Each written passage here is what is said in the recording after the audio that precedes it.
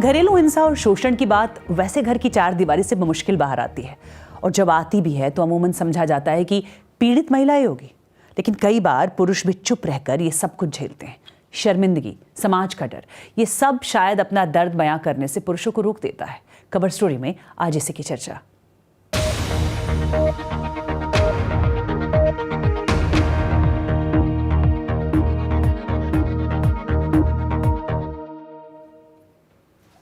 घरेलू दुर्व्यवहार के पीड़ितों की मदद करने वाली एक संस्था मैनकाइंड के मुताबिक ब्रिटेन में घरेलू दुर्व्यवहार के हर 3 पीड़ितों में से एक पुरुष है, और वहां ये मुद्दा बड़ा बन रहा है। इससे निपटने के लिए ब्रैडफोर्ड में एक नई सेवा शुरू की गई है, जो खास तौर पर घरेलू दुर्व्यवहार के पीड़ित दक्षिण एशियाई पुरुषों के लिए है। देखिए BBC संवाददाता गगन सबरवाल की रिपोर्ट। मैं अपनी पूर्व पत्नी के साथ 7 साल के रिश्ते में था। किसी भी दूसरे विवाह की तरह शादी का शुरुआती समय बहुत अच्छे से और शांति से बीता, लेकिन धीरे धीरे वो बदलने लगी। मैंने नोटिस किया कि वो मुझे कंट्रोल करने की कोशिश करने लगी। अगर चीजें उसके मुताबिक नहीं होती तो वो बेहद आक्रामक हो जाती थी। वो भावनात्मक रूप से, शारीरिक रूप से और यहाँ तक कि आर्थिक रूप से भी मुझे प्रताड़ित कर रही थी। 30 साल के हुसैन यूके के उन हजारों पुरुषों में से एक है जो घरेलू शोषण का शिकार हुए हैं।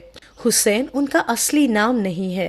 अक्सर समझा जाता है कि घरेलू शोषण और हिंसा के मामलों में महिलाएं पीड़ित होती है, लेकिन ऐसे कई मामले सामने आए हैं जब महिलाओं के हाथों पुरुषों का शारीरिक, भावनात्मक और वित्तीय शोषण हुआ है। मैंने अपने जीवन के लगभग 7-8 सालों तक इसे झेला, लेकिन मैंने जाने का फैसला तब किया जब मुझे ये एहसास हुआ कि मेरे बच्चे के लिए इस तरह के माहौल में रहना ज्यादा हानिकारक है। किसी को अंदाजा नहीं था कि मेरे साथ ये सब हो रहा था, लेकिन जब पानी सर से ऊपर जाने लगा तब हम अलग हो गए। तब जाकर मैं खुलकर बता पाया कि मैंने उन सालों में क्या झेला। मेरे परिवार के कई सदस्य और दोस्तों को ये जानकर बड़ा झटका लगा। घरेलू दुर्व्यवहार के मामलों में पीड़ितों की मदद करने वाली एक संस्था मैनकाइंड के हालिया आंकड़ों के अनुसार 2019 में यूके में घरेलू दुर्व्यवहार के शिकार हर 3 पीड़ितों में से एक पुरुष था, और 2004 के बाद से घरेलू दुर्व्यवहार के लिए दोषी ठहराई गई महिलाओं की संख्या 806 से बढ़कर 2020 में 4948 हो गई है। और एक्सपर्ट्स का कहना है कि पुरुष घरेलू शोषण के मामले लगातार यूके में बढ़ रहे हैं।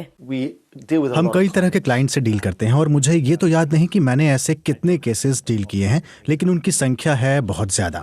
और ये बहुत कुछ वैसा ही है जब दुर्व्यवहार करने वाली महिलाएं पेशेवरों से बात करती हैं।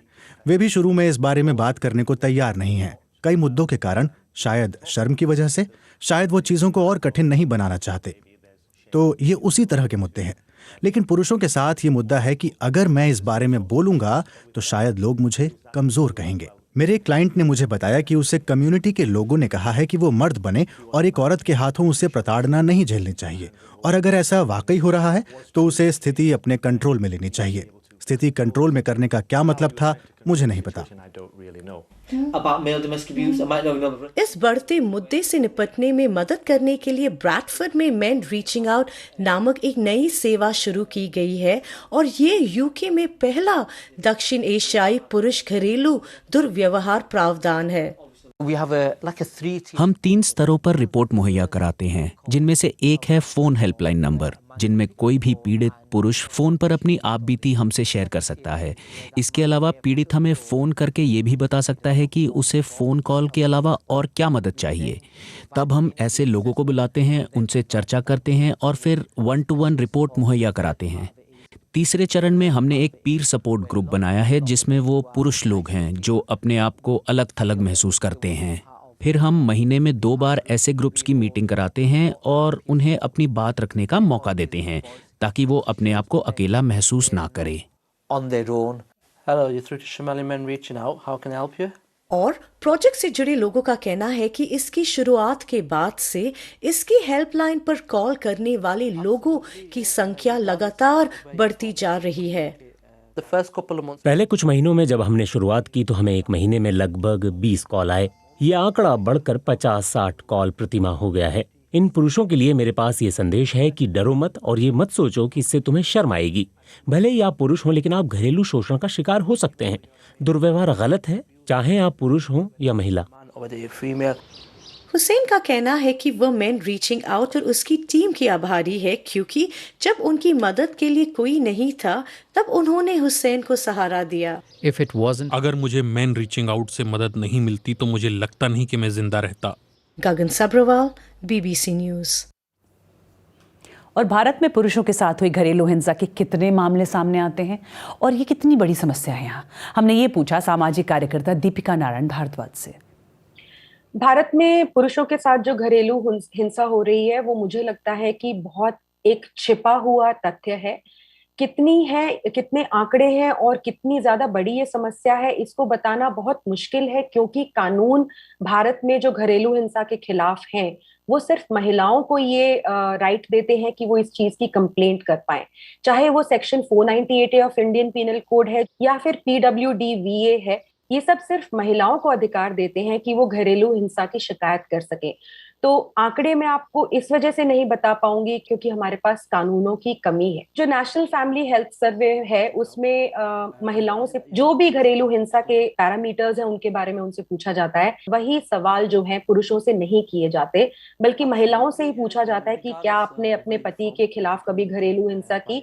तो एक छोटा आंकड़ा है जहाँ पे महिलाओं ने खुद स्वीकारा कि उन्होंने अपने पति को मारा पीटा या फिर मारपीट उनके साथ पहले शुरुआत की। दिल्ली कमीशन फॉर वुमेन जो है उन्होंने बताया कि उनको जो कॉल्स आती हैं वो बहुत ज्यादा एक परसेंटेज है जो पुरुषों से आती हैं जो अपनी पत्नी से या महिलाओं से प्रताड़ित हैं। एक सामाजिक संस्था है सेव इंडियन फैमिली, उनके पास महीने में हजारों ऐसे केसेस या कॉल्स आती हैं जहां पे पुरुष ये बताते हैं कि उनके साथ घरेलू हिंसा हुई है।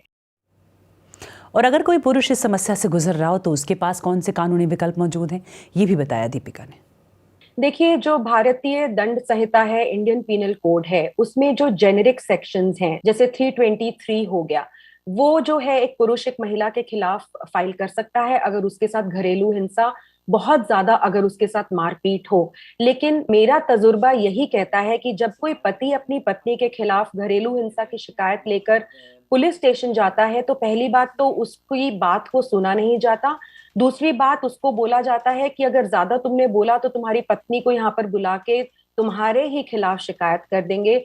और अगर वो बहुत ज्यादा लहूलुहान स्थिति में अगर पहुंचे, कभी कभार उसकी जो कंप्लेंट है जो ले ली जाती है, लेकिन पुरुषों को 100 बार घरेलू हिंसा रिपोर्ट करना के बारे में सोचना पड़ता है इंडिया में, क्योंकि मेरे तजुर्बे से यही देखा गया है कि जब कोई पुरुष घरेलू हिंसा की कंप्लेंट करता है तो उसकी पत्नी जाके 498A डोमेस्टिक वायलेंस 125 जो कि मेंटेनेंस के प्रावधान है, उल्टा उसी को जो है परपेट्रेटर बना देती है।